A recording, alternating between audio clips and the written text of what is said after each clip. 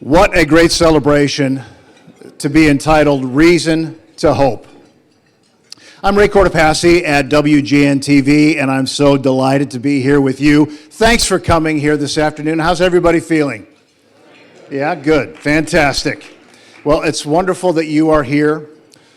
We get to enjoy fellowship, but even more important, we're helping raise awareness and funds for the care, support, and maybe most important, research efforts of the Alzheimer's Association. So today we're going to hear more about the mission of the Alzheimer's Association and how you can help with the millions of people across this country who are currently affected by this devastating disease. It is my suspicion that many of us here are touched personally by someone we care for and love who is living with Alzheimer's or a form of dementia, and it takes its toll. And I've spoken with more than a few of you today who are living with a family member, caring for a family member who is struggling, and we know that you are too. So hopefully you are finding support and comfort with one another. And beyond that, this is also a very exciting time in the fight against Alzheimer's. There is groundbreaking treatment options that have emerged in the last couple of years. And federal funding, this is important, federal funding for Alzheimer's research has hit record levels. But to do that, we need your help to keep the momentum going. This cause is especially important to me, as I know it is for you. I first watched my dad's dad, who was a first-generation immigrant from northern Italy, always spoke with that broken Italian accent. And then later, I watched as my father aged and was diagnosed with dementia. We were fortunate to actually move him in with us in 2010. And so my 4 children and my wife, we had that special gift to spend time with him. But it was also very difficult to watch the decline, not only in his reasoning, his memory, his personality. But as I look back on it, I am filled with so much gratitude. And now I'm watching my wife's side of the family deal with some of the same complications that have arisen from my mother-in-law, God bless her, Sarah Odisho. She was, for 30 years, a professor at Columbia College. And let me tell you, she is a deep thinker. She is still a deep thinker, and she loves to be able to impart knowledge.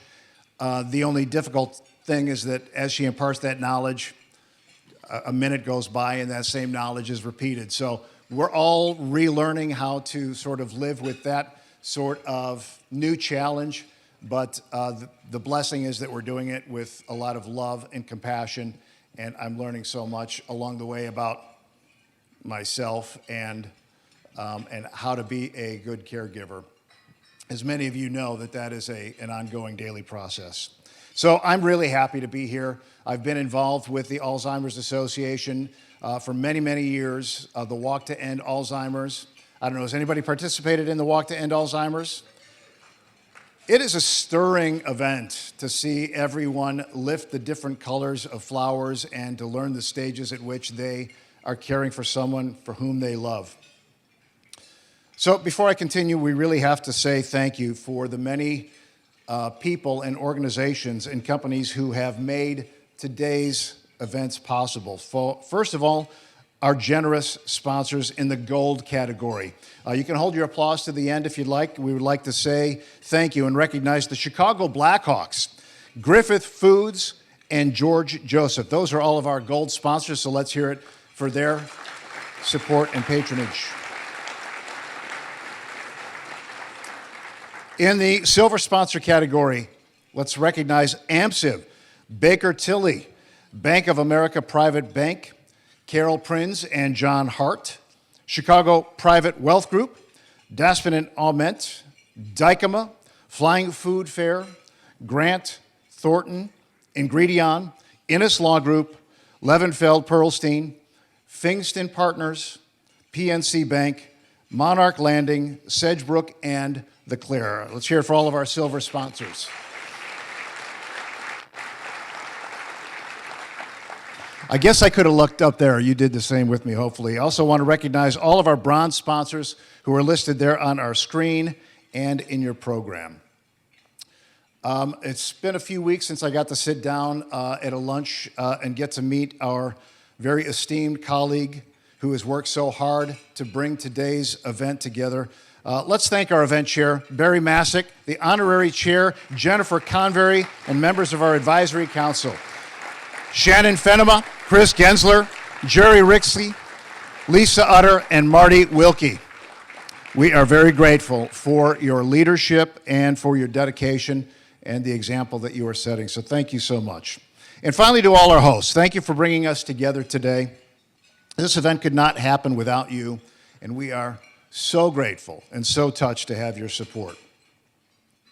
Now, I know many of you are very familiar with the mission of the Alzheimer's Association, but maybe you came along to support somebody else who is maybe more well-versed. So this is a chance for you to learn more about what it is we do and why we need your help. So to address that, I'd like to start this program with a short video, and by short, just a couple of minutes here. It illustrates very well the urgent issues the Alzheimer's Association is working every day to address. So please direct your attention to the screen. I'm Delia Gervier, and as he said, I'm the executive director of the Illinois chapter of the Alzheimer's Association. And I'm so excited to have such a room full of people this afternoon at this point. This time last year, we were coming out of COVID when we had this event for the first time in 2.5 years in person. And so we are thrilled to be back here again and to have you be here to celebrate with us and be a part of giving families who are dealing with this disease a reason to hope. So thank you for being here this afternoon. As you've seen from the latest facts and figures, this is not going away. It is out of control crisis. There are more than 6 million people who are living with Alzheimer's disease and over 11 million people who are their unpaid caregivers. A staggering 1 in 3 seniors die with Alzheimer's disease or another dementia, and that's why you're here today. You know, I'm gonna quote real quickly the financial side of this, which is also devastating. This year alone, Alzheimer's will cost the nation $345 billion. That's billion with a B. Those are staggering numbers.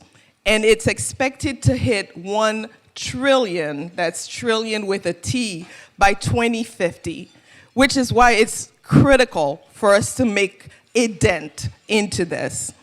Here in Illinois, that 6 million number that I gave corresponds to about 230,000 people in the state who are dealing with Alzheimer's disease.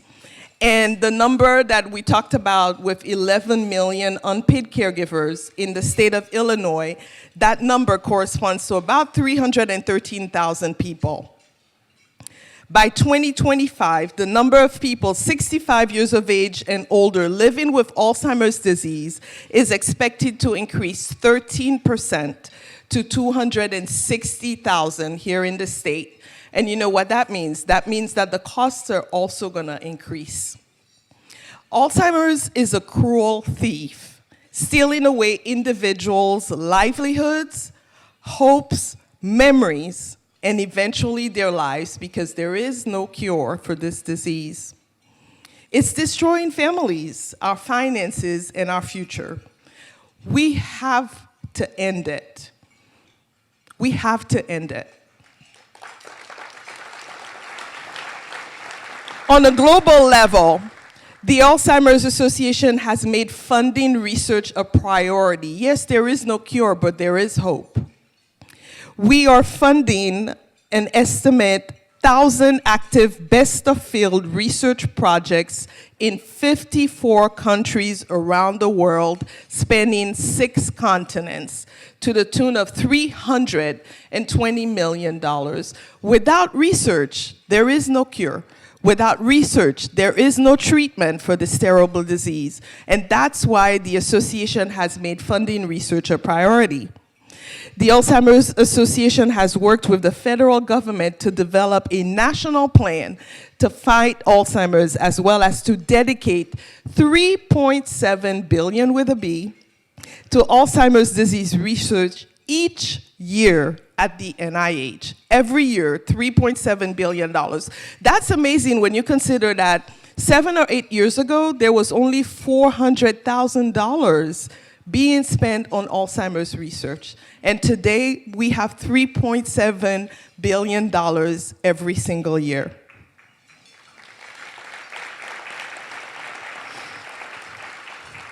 And while we advance research towards a cure, the association works tirelessly to provide care and support to families that are facing an Alzheimer's disease diagnosis journey through services like our free 24/7 helpline and our website, alz.org.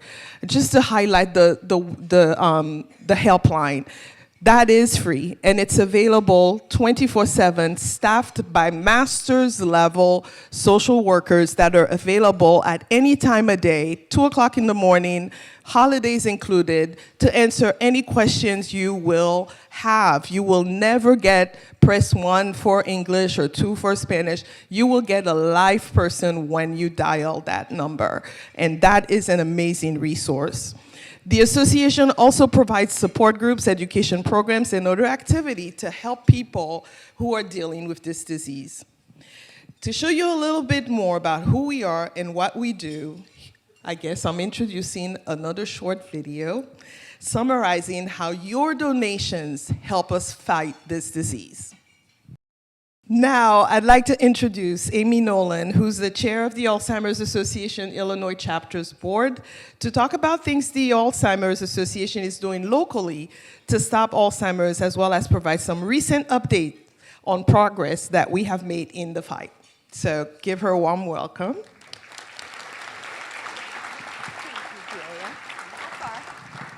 Thank you, Delia. And thank you to all of you for joining us this afternoon to support the work of the Alzheimer's Association. I'm humbled and grateful that you are all here today. So I got involved with the Alzheimer's Association because I too have a personal connection. My mother, Betsy, was diagnosed with Alzheimer's at the young age of 55 years old, and she lost her battle 7 years later when she was 62 years old. She never got to enjoy her granddaughters, she never got to retire, and she never got to travel the world. And as Delia mentioned, Alzheimer's is a cruel thief, and it robs you of the most precious times you could have in your life. So that's my reason why I support the work of the association. So much great work is being done for Alzheimer's right here in Illinois to help families that are impacted in our community. Last week, during the Alzheimer's Week of Action, Illinois advocates turned Zoom and our state capitol purple and collectively made over 700 connections with state legislators via email, phone call, social media, and in-person meetings. And as a result, our bill to ensure guardians receive dementia training, SB 216, was unanimously passed in the House committee. It previously passed in the Senate and now is headed to the House floor for final approval. An amazing accomplishment.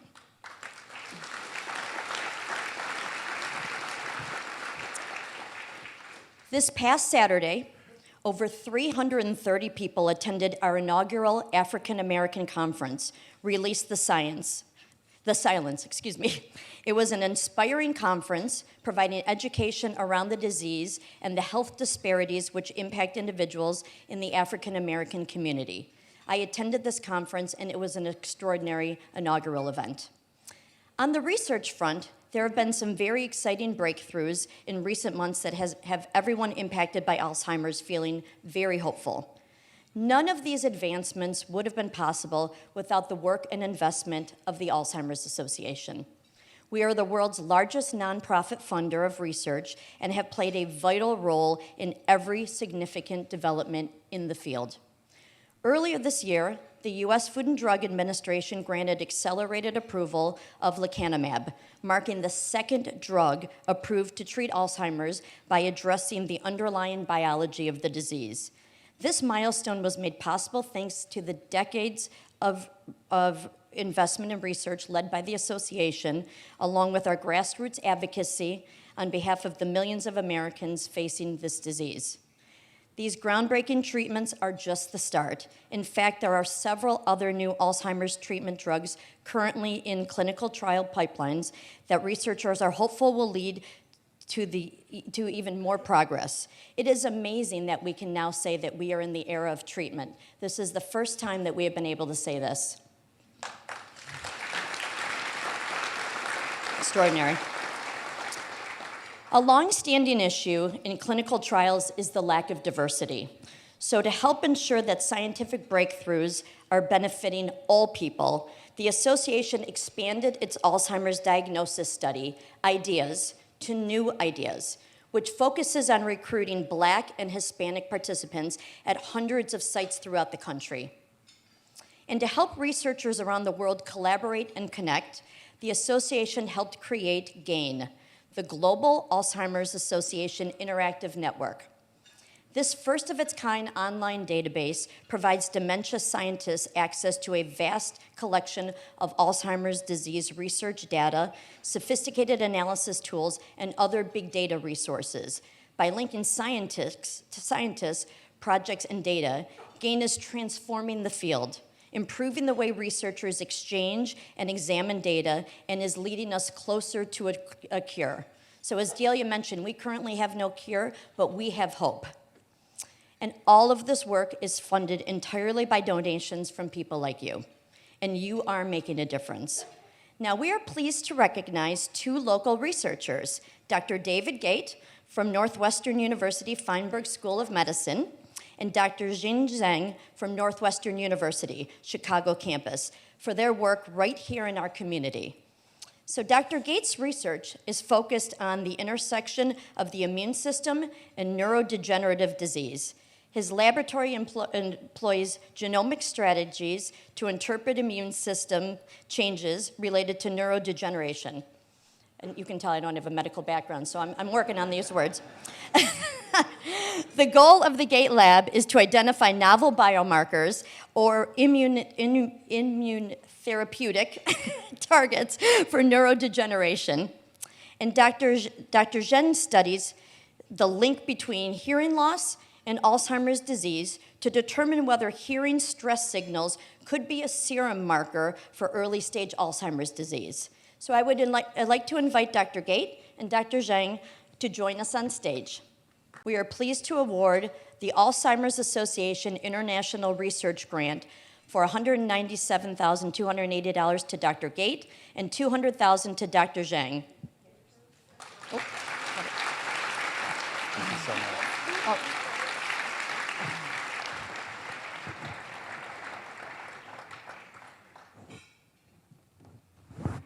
Congratulations to both of you. We look forward to seeing the amazing results of this important work that will advance our knowledge and understanding of Alzheimer's. Thank you.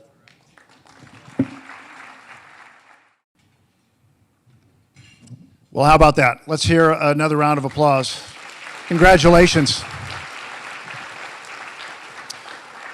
See, that's what I find really extraordinary about an event, a moment like this, is you don't have to really wonder about how your support is used. I mean, I know it was a giant check that you can't take to the bank, but it was a tangible expression of the support that makes a difference. And I hope you feel the same way I do, that somewhere in the recess of our hearts and brains is the knowledge that perhaps, although we don't have a cure right now, within our lifetimes, that is attainable. And I think that is why a reason to hope is so important. So congratulations, doctors, and we know that you will put that support to good use.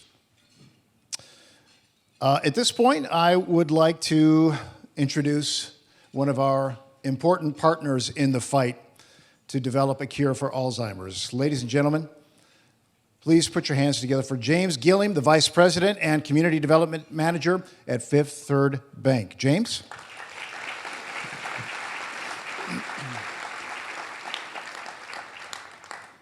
You know what else is so impressive?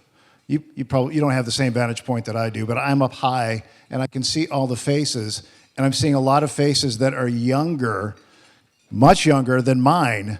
And that gives me hope, and that gives me encouragement and joy to know that there are younger minds that are also engaged in the fight and want to support the mission. Thank you very much. James. Thank you.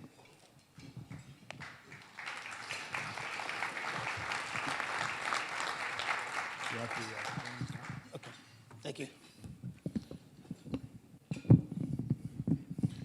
You know, there's a couple of things that I would like to talk about a little bit today. And first of all, Ray, when I saw you out in the lobby, I'm like, okay, where do I know him from?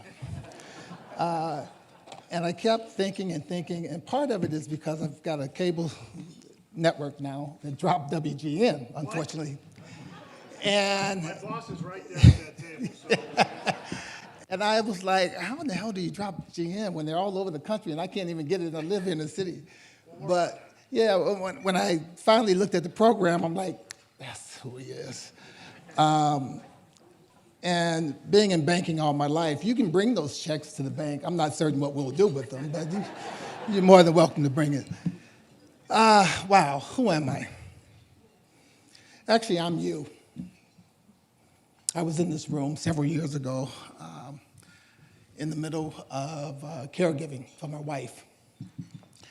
And I'm gonna try to put 5 minutes into the last 5 years of my life, into 35 years of marriage. So just bear with me if I go over about 30 seconds. I'm just an average guy. Grew up here in the city of Chicago. Been in banking all of my professional life.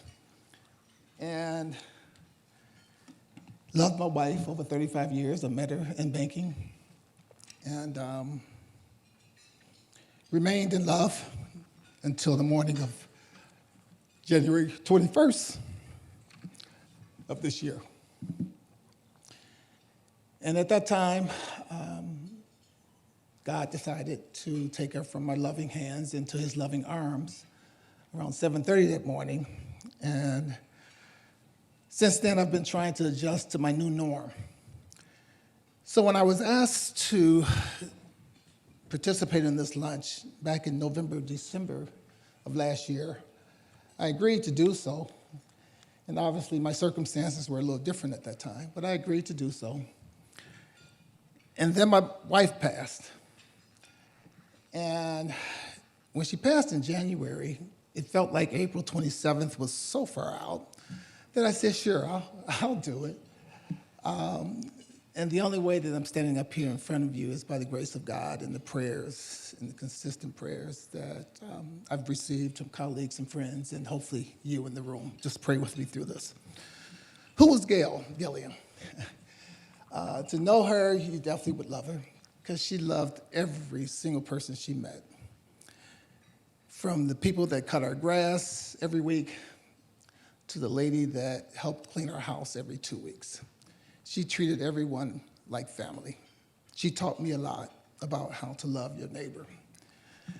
What did this disease teach me? Well, first of all, it taught me how much I loved my wife. You know, life goes on, nothing impacts your life until tragedy occurs. And Gail was struck with an early onset of what they call of dementia, at roughly about 54. So I started trying to understand how to manage this as a caregiver. And because no one that I know of has been trained, unless you're a professional in that field, have been trained in caregiving. So it was a journey that we went on. And I'll share some of that journey with you. But it put my career on hold, although I had been in banking almost 38 years. Some would say it should be on hold by now. But it put my career on hold. I turned down some offers and promotions because my main responsibility was caring for my wife at that time, and nothing else was really, really important. So it taught me what really was important, and again, I didn't know anything about caregiving. So it will test every ounce of patience that you may have. What were some of the signs? Well, in the beginning, I didn't notice the signs. I can date it back to about 2018, where I started seeing a few signs from Gail. First, it started with driving. She never was the best driver in the world, but she would nip the rearview mirror on the car getting into the garage. And the first time she did it, I'm like, okay, Gail. By the third time she did it, I'm like, Actually learned she did it 4 times, because on the 4th time, she called the dealership and said, will you please fix this before James gets home? And I told her, I said, Gail, I don't know what's happening with your driving, but maybe you should kind of stop driving. You don't have to. Because another time, she was picking me up at the airport, and I saw my car over at Midway before they did the construction. I could see it going up and down Cicero, north on Cicero, south on Cicero. And she couldn't figure out how to navigate into the baggage claim area to pick me up, where she had done for many, many years. So I told her, I said, hey, Gail, you know what? Maybe you should stop driving. And for those of you that know her, and by the time I'm done, you'll think you know her. She said, James, you know what? There are no kids in the room, right? I don't need your damn car. I have money. I'll buy my own car. I'm like, okay, this is not working. So when we went to Northwestern to the doctor, and they did the PET scan, and this was prior to us knowing what the heck was going on, they saw the plaque. And they suggested, Gail, maybe you should stop driving. And she first looked over at me, and she said, you told him to tell me that, right? I said, I didn't, Gail. But it was that journey that we went on that I didn't know how to manage at the time. But every single day, we figured it out. And it's a journey that will take you to the innermost end of your life trying to figure it out. And I was determined that I was going to take care of my wife at home. I tore the meniscus in my left knee. I'm now limping because of my right knee, but I tore the meniscus in my left knee, and I pulled the lumbar disc in my back, caring for my wife, because I'm not a professional. I knew when I lifted her up, I lifted her the wrong way. But I did every single thing that she could no longer do for herself, I did for her. Spousal versus parental. I joined a round table in the beginning that was a round table full of individuals that were managing this disease for their parents. And it was fine, but I wasn't being fulfilled. And it wasn't until I learned through a program at Northwestern that they had one that was set up for an early onset of dementia for spouses. So I'm like, okay, that's the one. That's the one I need to be in. And although I heard someone say someone was at 40, I was stricken with it. On this round table, someone was at 55, which was younger than I was. But when we got there and started listening to individuals that were dealing with the same disease, managing it for a spouse, it dawned on me that the love of a spouse and the love of a parent is love, but it's different. And when Gail died, and that two that had become one, ripped my heart out. And it's still fresh, and I'm still learning how to manage it. And it's impossible for me to share my story with you in 5 minutes over the 5-year journey of caring for her and over 35 years of loving her. But I will make myself available to anyone that would like to ask questions after. Finally, I'll say that my employer, I've been in banking 40 years. I've worked for J.P. Morgan Chase for 33 of those 40 years. I thought I was done. And I went over to Fifth Third, and I've been over at Fifth Third Bank for the last 8 years. And I must say that Fifth Third gave me the bandwidth and the space to work and care for my wife at the same time through a pandemic where we both had to be at home. And kudos to them for doing that. I will close now, but I will say that one night in caregiving for Gail, at the peak of her disease, because you go through these peaks. They're angry, they know something is wrong, and then they get to a point where maybe they can't manage much of anything. They're calm. But one night she was really, really, really upset, and I was at my wit's end. So I called that toll-free number at 2 o'clock in the morning. I called them, and the guy answered right away. And he could hear Gail in the back. I was trying to explain to him what I was dealing with. And he talked me through it. He said, there's a possibility that she has a urinary tract infection and she can't explain it. I'm like, okay. The next morning, I went to the urgent care, and it was a UTI. But they get to the point where they can't tell you what's going on, but something is going on. So I just say that thank you. I had to call that number. I didn't think I would ever call it, but I had to call it one morning at 2 o'clock in the morning and got the assistance that I needed. So God bless all of you that are here in the room that are possibly managing this horrible, horrible, horrible disease that rips your heart out, whether it's for a parent, a grandparent, or a spouse. The only thing I can tell you is to pray for your strength, because that's all I prayed for. If I had the strength, I could then develop the patience that it will take to take care of my wife, and I did. Thank you.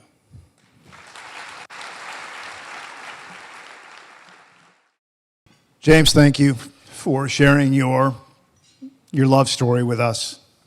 I can tell you we're all touched by hearing the lengths you went to care for Gail. And we want to applaud you for turning your pain and loss into a tribute and to action that is benefiting so many people. So thank you very much. We pray for you.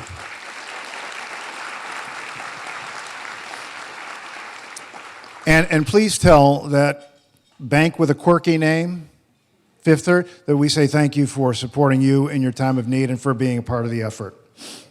All right, now I would like to, with your indulgence, welcome Jordan Kavanaugh to the stage. Jordan?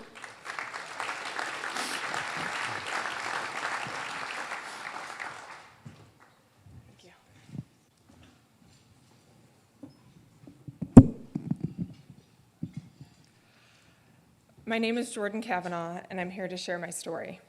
I'm here because my mom and dad both suffered from Alzheimer's disease. My mom was diagnosed in 2013 at the very young age of 64. I noticed signs for a year or more before my mom was officially diagnosed. My mom said she was fine, her doctor said she was fine, but I knew that was not the case. I knew my mom, and I knew something was wrong. I started reading up on the disease, and I knew she had it long before an official diagnosis was given. I backed off for a while, but as her condition worsened, I pushed harder, and finally we got a diagnosis. You never want to hear that love has Alzheimer's, but after a year of trying to find answers, I was relieved. Relieved that we finally had a diagnosis, relieved that we could all be on the same page and take action. The disease progressed rather quickly. She had to retire early because she could no longer perform her duties at the local library. The library got a new computer system, and she couldn't learn how to use it, and she didn't understand why. She didn't want anyone to know she was sick, so no accommodations could be made at work. My mom was a friendly and outgoing person, but as time went on, she became quiet and withdrawn. My mom had always handled the cooking, the cleaning, and shopping. Routine tasks became overwhelming for her. She stopped recognizing her own home. She didn't like the same foods or any foods at all some days, and she couldn't be left for more than a few minutes. When I would leave my parents' house, I would often sit in the car and cry and wonder how this awful disease could destroy someone's whole life so quickly. We watched her slip further and further away until there was nothing left to do except to try and make her as comfortable as possible.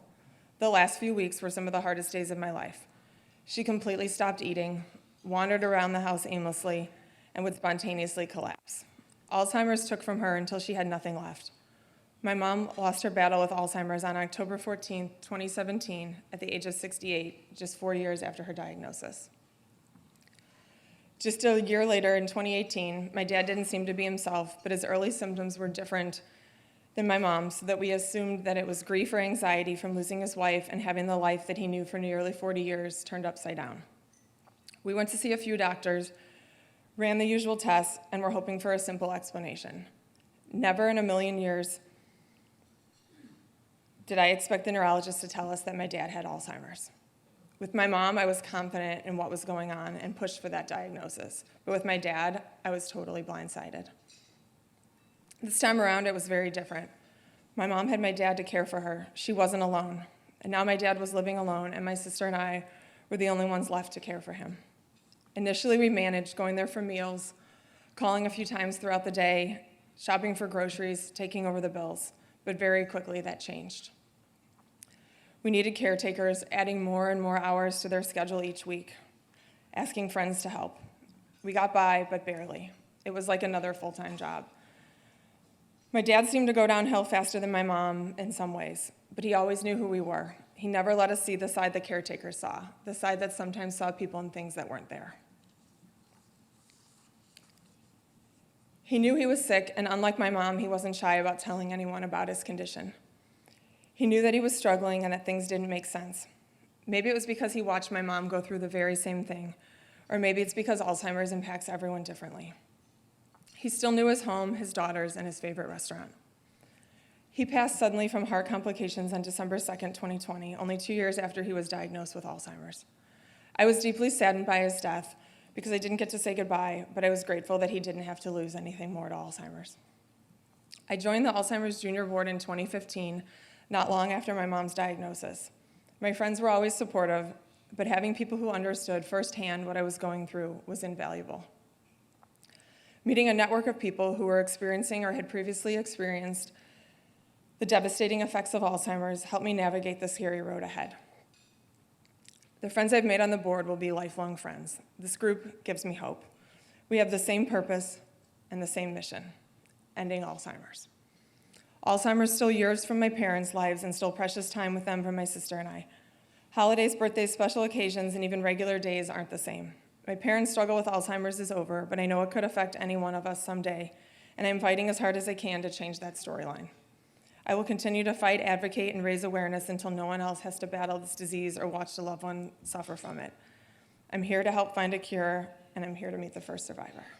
Oh, hello, my name is Joan Lieb. I'm a retired real estate broker who worked on the Chicago's North Side for 40 years. After I retired, which in the autumn of 2019, I told my doctor that I was having trouble remembering people's names. He sent me to see a memory specialist who spent 2.5 hours working with me on memories. I went back to the memory specialist a year later, in 2020, and he repeated the examination and concluded that I did not have Alzheimer's. Because of COVID, I did not return to see him in 2021. As my memory loss continued, my husband made, in 2022, an appointment to see a neurologist who interviewed me and repeated many of the tests done by the memory specialist. I was then diagnosed as having early Alzheimer's, which is what I have now. It did not affect my relationship with friends. Only twice, someone to whom I was talking to left me standing alone when I couldn't remember the word I needed to continue for the conversation, and that hurt. Alzheimer's has not affected my relationships with friends and family. They're all very understanding and helpful when I have moments of looking for words. After learning that I had Alzheimer's, I became depressed for several months and wished I were dead. Better not to be alive than to live without remembering names and words needed for communication with people.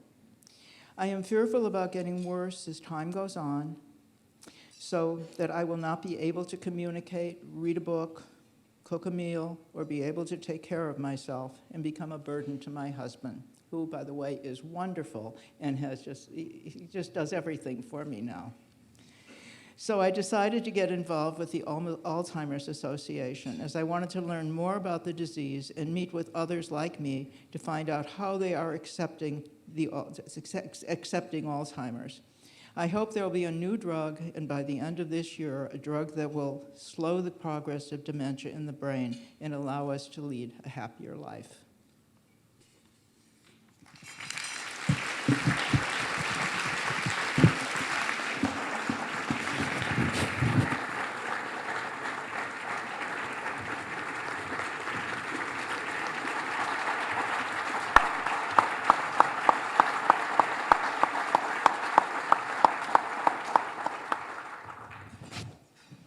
Joan, thank you for the strength that you showed coming up to be with us here today. We'll be thinking of you when we leave this ballroom today. Thank you so much. God bless. So Joan mentioned the word hope. Hope that one day we will have treatments. And as we've described here this afternoon, we are here, right in this moment right now. We have more than hope. We actually have treatments. Currently, the Centers for Medicare and Medicaid Services, this is something we really want you to come away with here, has made the decision to continue to deny coverage of FDA-approved Alzheimer's treatments. You'll be hearing more about that. You'll be seeing protests in Springfield that will hopefully change mindsets. At no time in history has CMS imposed these kinds of drastic barriers to access on FDA-approved treatments for people who are facing a fatal disease. On May 10th, the Alzheimer's Association is hosting a short program and rally in front of the CMS office right here in Chicago, actually, at noon to demand access now. If you feel moved by what you've heard today with our guest speakers, if you'd like to consider joining us, we would love to have you in the group. The QR code is right there up on your screen if you'd like to learn more. All right, we would like to bring another person of the hour to the table here, to the podium. I'm pleased to welcome our Reason to Hope Chair, Barry Masick. Barry, congratulations on bringing us all together here today. Your long, hard work has paid off, and we're grateful to be with you, so congratulations. Thank you. Thank you very much. Wow. Thank you. Thank you, Ray. Thank you, James, Jordan, and Joan. I never bring enough Kleenex when I come to these events. I'm very proud and privileged to serve as the Reason to Hope Chair this year. I attended this event last year for the first time and was inspired to get more involved. We're so grateful to have you here today, and I want to especially thank my dear friends who are here today as sponsors and table hosts. Thank you very much. I too have a story that I won't go into in too much detail, and a family history. My mother died from the disease 2 years ago, and her brother, my uncle, died from the disease a year before my mother did. And back in the 70s and 80s, there wasn't much discussion about all this, but my mother's aunts, my two great aunts, also died from it. So needless to say, I am very concerned about myself, my children, and my grandchildren. I know that many of you in this room also have a connection to this disease. Please stand up if you answer yes to any of the following questions, and please remain standing. If you are an Alzheimer's Association board member, please stand up and remain standing. If you have lost a loved one from the disease or other dementia, would you kindly stand up and remain standing? If you are currently supporting or caring for a family member or friend with the disease, please stand up. If you work professionally with families touched by this disease, would you please stand up? And finally, if you have Alzheimer's or dementia or are worried about getting the disease, would you please stand up? Thank you. You may be seated now. That was most of the group here today, and again, thank you. It takes a toll. It's far-reaching, and it's overwhelming. We are all impacted. You've also heard that more than ever before, we are gaining ground in this fight. The Alzheimer's Association works tirelessly to support people living with dementia and their caregivers, but we need your help to provide them with a reason to hope. We are close, and I am hopeful that in my lifetime, there is a cure for this disease. but we could not do this work without help from compassionate donors like you, whose gifts bring us one step closer to our vision of a world without Alzheimer's and other dementia. Your gift today will help the association accelerate research like Dr. Gates and Dr. Zen's and support individuals and families like James's and Jordan's and Jones and so many of you here today. The fight to end Alzheimer's can continue right here, right now, with each and every one of you. I am thrilled today to announce that a group of donors have generously offered a challenge match of $40,000.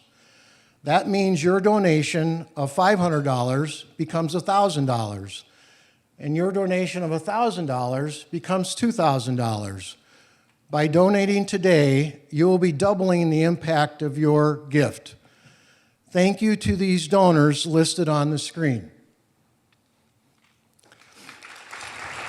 Thank you. Additionally, we've also received another incentive.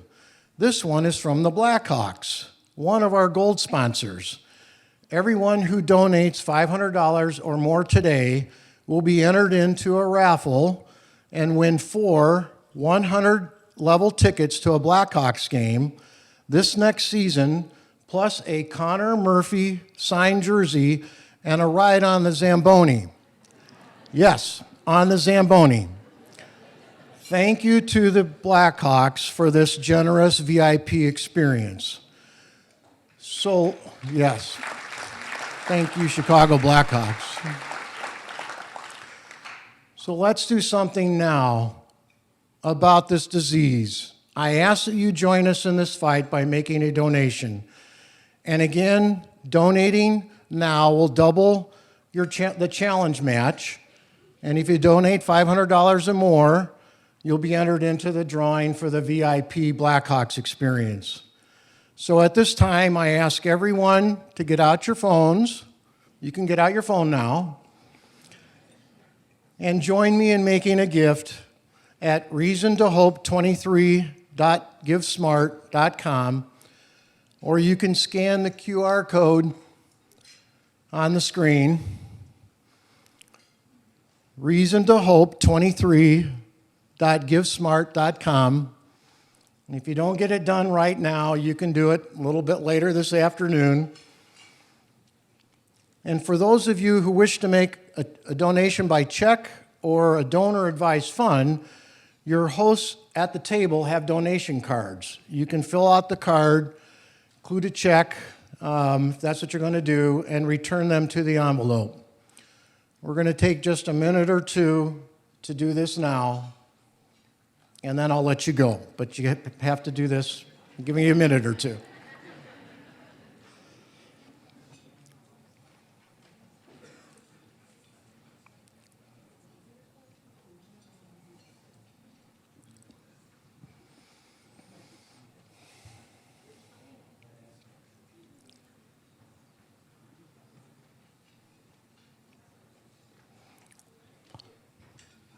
Almost done?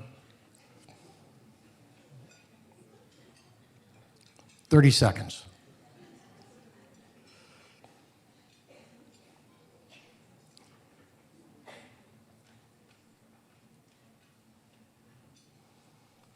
And again, if you've got the .com, reasontohope23.givesmart.com, you get right to the page. It's pretty easy. Okay. Thank you. On behalf of the millions of Americans affected by this disease, we deeply appreciate your time and help in raising essential awareness and funds for Alzheimer's care, support, and research. Thank you. Thank you so very much, and thank you for coming today.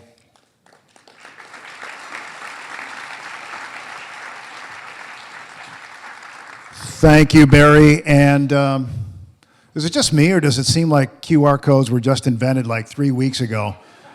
I mean, it really came out during the pandemic. I want to say any restaurant you would go to, if you were lucky enough to to get in and sit outside. You'd scan the QR code. It's great to see it doing something that makes such a meaningful difference in people's lives. And as we heard today in such personal and glowing terms from three individuals who have been touched in such a deep and meaningful way by Alzheimer's, I want to thank all three. And I know there is a temptation to feel the sadness and the difficulty in their challenge, but as I leave this ballroom today, it will also be with a sense of gratitude that we get to share in this experience together, that we get to share in the hope that things will change through the efforts of the Alzheimer's Association, and that someday soon we will be able to say a cure is within reach. And that's why you're here today. I see a lot of selfless people who are a part of this movement, so I want to thank you dearly and sincerely for being here with us today and giving the millions of Americans who are living with Alzheimer's and their families a true and real reason to hope. If you're interested in learning more about upcoming Alzheimer's Association events or programs, like the Power of Purple, which is on November 30th, our Walk to End Alzheimer's, if you've never participated, let me tell you, it is perhaps one of the most important things that I've gotten to do as a member of a community. It's so powerful. That's happening next fall. If you want to learn more about the education resources, just visit the information table on your way out or scan that really famous QR code under Volunteer in your event program. Thank you, one and all. It was wonderful to be here with you today. Enjoy the rest of your day and power on the fight and the reason to hope. Thanks so much.